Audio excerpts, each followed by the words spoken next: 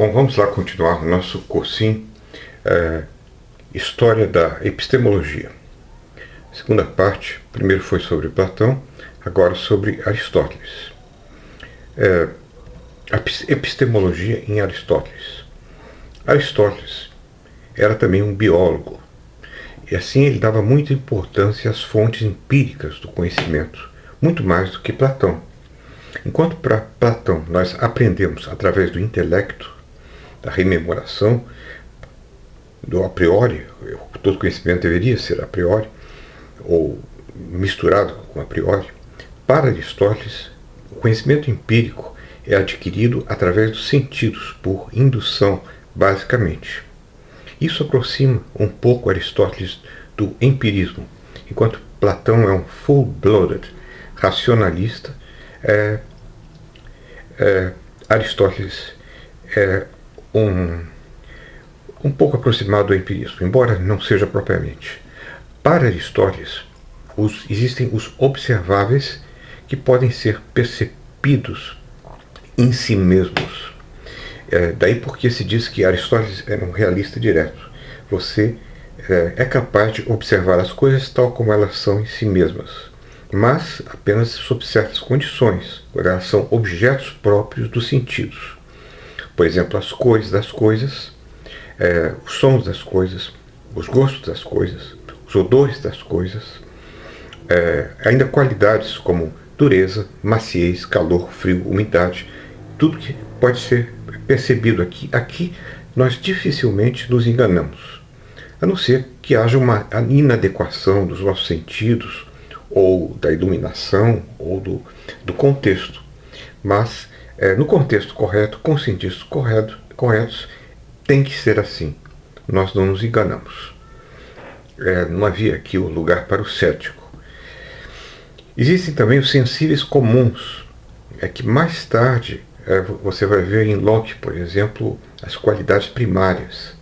Aqui que são comuns a vários sentidos, como sensíveis comuns, como grandeza, forma, quantidade. Você vê que há aqui um sofá apenas, então isso é uma quantidade que tem uma certa forma, uma certa grandeza. E isso pode ser chegado através de vários sentidos, pela visão, pelo tato. Um cego também pode saber a forma e o número de sofás que estão aqui presentes, se ele tatear isso aí.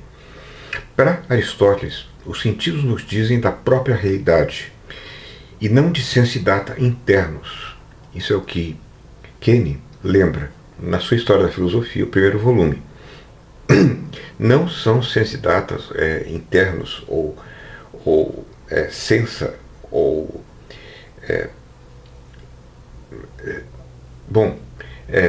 mas são as próprias coisas. A cor para a visão, o som para o ouvido, o gosto para paladar. Cada sentido vai ter o seu objeto próprio. Então, para ele, nós não podemos nos enganar quanto ao objeto próprio de um sentido, como a cor verde de uma folhagem. Claro que nós podemos nos enganar sob condições inadequadas, mas isso é outra coisa explorada pelos céticos. Mas não nos enganamos quando estamos na condição e posição correta para julgarmos. Sob condições ótimas, os sentidos são infalíveis, porque eles são a base de tudo. Se você tirar essa base, então é impossível a obtenção de qualquer conhecimento. Mas também é impossível você não ter conhecimento sobre essa base, porque digamos, definitório que seja assim. Então, sob condições ótimas, os sentidos são infalíveis. Ponto. Isso pode ser considerado definitório. Contudo, embora a nossa percepção seja de particulares, nós chegamos a eles como instanciações de propriedades, ou eu penso as formas platônicas, formas aristotélicas, que são gerais e irrepetíveis. Note, porém, que embora a experiência adquirida não seja inata, a nossa capacidade de adquiri-la é inata. Aqui há um grande problema para Aristóteles, como podem as formas ou propriedades serem gerais e serem repetíveis sem se dividirem em cada objeto. Talvez elas não... Bom, problema para a interpretação também. Alguns, os medievais, consideravam as formas nos objetos, que eram abstraídas pelo intelecto e lá se tornavam gerais. Mas deixamos essa questão. Note, porém, que, embora a experiência adquirida não seja inata, nossa capacidade de adquiri-la é inata. Repetindo o famoso dito que todos sabem, nada há no intelecto que não tenha estado antes nos sentidos, exceto o próprio intelecto. Além disso, os princípios do raciocínio científico vão muito além da mera experiência empírica. Aqui uma comparação entre Aristóteles e Platão. Em Platão, as formas estão fora do mundo. O mundo é uma cópia imperfeita das formas, enquanto que para Aristóteles as formas estão junto com o mundo. As duas soluções são problemáticas. Isso aqui vai dividir as ideias ou mantê-las únicas entre as múltiplas maçãs, por exemplo, a ideia de maçã. Isso parece incoerente. Isso aqui vai levar a uma duplicação dos mundos, um mundo ideal dificilmente inteligível, ao meu ver, não inteligível. Mas a única salvação é a teoria dos tropos, teoria ontológica dos tropos, que o Donald Williams inventou na década de 50 e que precisa ainda entrar na cabeça dos filósofos. Disso tudo é fácil entender por que Aristóteles valoriza particularmente o papel dos phenomena ou aparências, que geralmente são entendidos como data estritamente empíricos e perceptuais. Fenômeno aqui não tem nada a ver com os fenômenos kantianos, ou coisa similar. Não é um mundo ou com fenomenalismo. Trata-se dos fenômenos tal como os físicos, os químicos, os biólogos, os sociólogos entendem. Por exemplo, fenômenos sociais ou que físico. É importante lembrar que fenômeno em Aristóteles não precisa nem deve ser entendido no sentido kantiano de aparência fenomenal dependente do sujeito, em uma interpretação fenomenalista de Kant, ou utilizando-se de um vocabulário menos ambíguo no sentido de mero sense data. Trata-se das coisas mesmas, objetivamente dadas na independência do sujeito do conhecimento.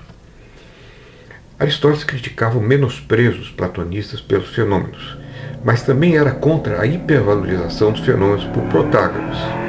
Então, ele não era um idealista platônico, um realista platônico, mas também não era um empirista propriamente. Queria ficar a meio caminho. Assim eu creio que seja. Para ele, os princípios da ciência devem ser julgados pelas suas consequências, que poderiam ser dadas pela coleção de fenômenos que constituísse a genuína empiria. Os fenômenos empíricos constituem a autoridade final para a confirmação dos resultados da ciência natural, da importância da indução.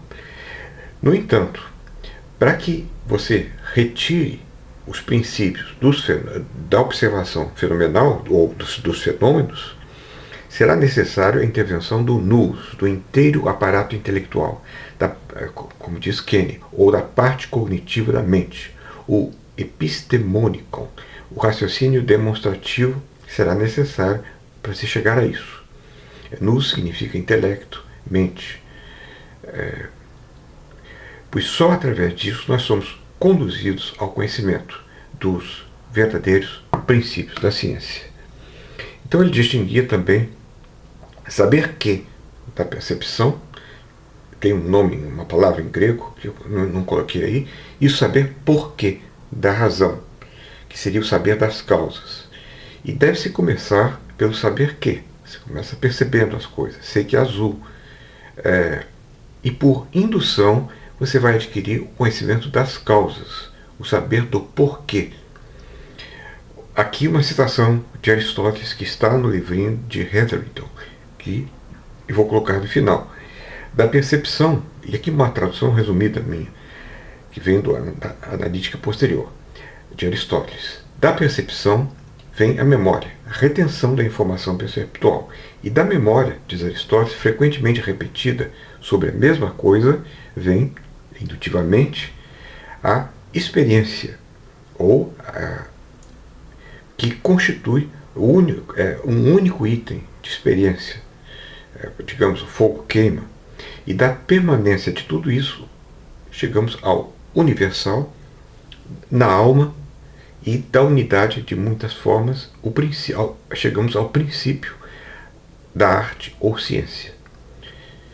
Bom, melhor vocês irem lá, Analítica Posterior 219, que está, e procure interpretar. Eu fiz o possível. Mas dá para se entender. Vagamente, tanto quanto Aristóteles vagamente chegou a isso. Ele quis distinguir também diversas formas de primeiros princípios. E esses primeiros princípios são aqueles princípios que não se derivam dos outros. Mas você chega a eles com o auxílio da experiência. Mas não certamente que eles pertençam à observação experiencial. O primeiro tipo são os axiomas, que valem para todas as ciências, com o princípio da não contradição.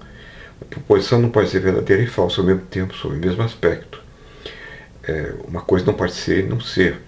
Ou o princípio do terceiro excluído. Uma proposição é verdadeira ou falsa. Ela não pode ser verdadeira e falsa. Há um meio termo que não é verdadeiro nem falso. A questão fica em aberto. Depois tem as teses, tem as hipóteses, que são postulações do que é e não é, e alguma coisa mais certa, que são as definições, que são o saber da essência. E o saber da essência da coisa, por exemplo, o ouro tem peso, massa atômica para 76, sei lá. Isso aí é dado por uma definição real. Bom, Aristóteles não tinha seus limites daquilo que ele podia conhecer. Algo importante é que ele distinguia diferentes departamentos da ciência independentes entre si e autônomos. Bom, primeiro a distinguir isso claramente, o que para nós é uma banalidade. Mas talvez não tanto, porque há uma tendência, especialmente em filosofia, em se dividir a filosofia em partes cada vez menores. Isso pode ser problemático, impedindo generalizações que talvez sejam próprias, por exemplo, relacionando filosofia da mente, epistemologia e metafísica. Bom, mas isso é a posição da Susan Haack. Para Aristóteles, ao inquirirmos os fatos observacionais, pela percepção do fogo é quente, por exemplo, também inquirimos pela repetição de coisas similares, adequadas às suas causas. Por que o fogo é quente? Bom, precisa de ar precisa de oxigênio, senão não há fogo. Então, aí nós chegamos à conclusão da combustão. Combustão vai ser um princípio aqui para explicar o fogo. Quando o oxigênio é queimado. E nós chegamos então aos primeiros princípios e às essências que podem ser exprimidas pelas definições reais. Quer dizer, eu estou apenas exemplificando porque o fogo queima, quente, por causa da combustão. Claro que Aristóteles não sabia disso, mas ele estava no caminho certo, penso eu. Então aí você tem a percepção, isso nos leva a inquirir sobre as causas e chegar aos princípios. Então é isso aí. A fonte principal desse resumo é um livro de 2019, editado por Hetherington, feito por especialistas em diferentes filósofos, como no caso Aristóteles, é feito por dois especialistas. O capítulo se chama Epistemology of the Key Thinkers. Há outros livros, como The Kenny, a História da Filosofia, e o próprio Aristóteles, a metafísica, e em outros trabalhos. Bom, sobre Aristóteles é apenas isso.